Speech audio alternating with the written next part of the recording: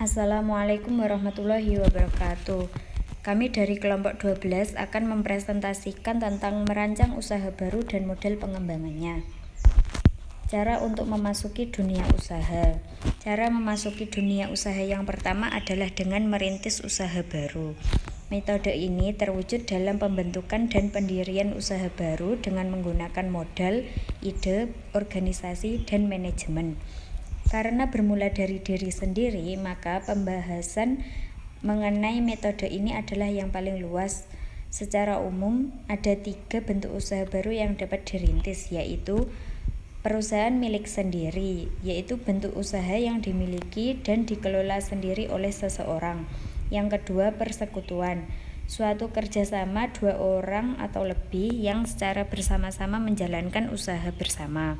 Yang ketiga, perusahaan berbadan hukum, perusahaan yang didirikan atas dasar badan hukum dengan modal saham-saham. Yang kedua, cara pengembangan usaha.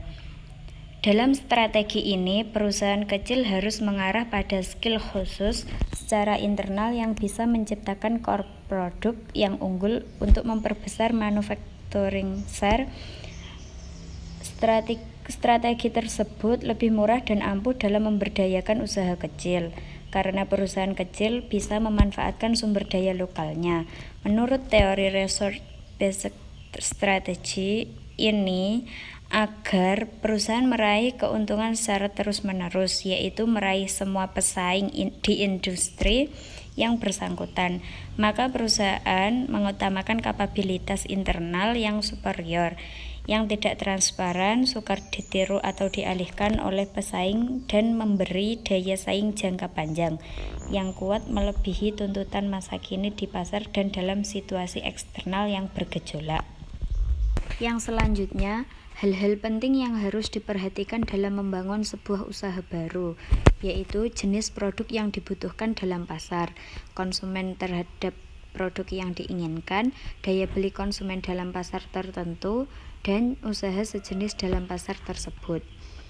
Dalam memasuki dunia bisnis, seseorang dituntut untuk tidak hanya memiliki kemampuan tetapi juga ide dan kemauan. Ide dan kemauan itulah yang akan diwujudkan dalam bentuk penciptaan atau pembuatan barang dan jasa yang laku di pasar. Langkah-langkah dalam memulai usaha. Yang pertama, mengenali peluang usaha seseorang dalam menangkap peluang. Yang kedua, optimalisasi potensi diri. Yang ketiga, diperlukan self-evaluation atau self-assessment. Yang keempat, untuk menunjang keberhasilan seseorang wirausaha perlu mengoptimalkan motivasi diri. Yang kelima, fokus dalam bidang usaha. Yang selanjutnya yaitu hal-hal yang perlu diperhatikan dalam merintis usaha baru. Yang pertama, bidang dan jenis usaha yang akan dimasuki. Adanya pengenalan jenis usaha diharapkan dapat memperoleh gambaran secara sederhana sehingga menjamin proses pencapaian tujuan dan sasaran usaha yang telah direncanakan. Yang kedua, bentuk usaha dan kepemilikan yang akan dipilih perusahaan perseorangan.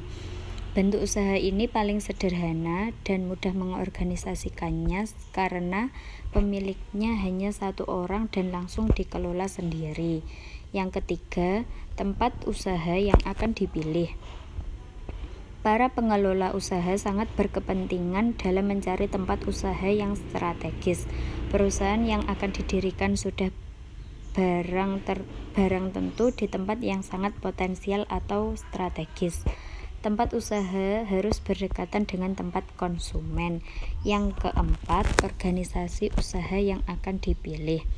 Menurut George, organisasi adalah mengalokasikan seluruh pekerjaan yang harus dilaksanakan antara kelompok kerja dan menetapkan wewenang serta tanggung jawab masing-masing individu yang bertanggung jawab untuk setiap komponen.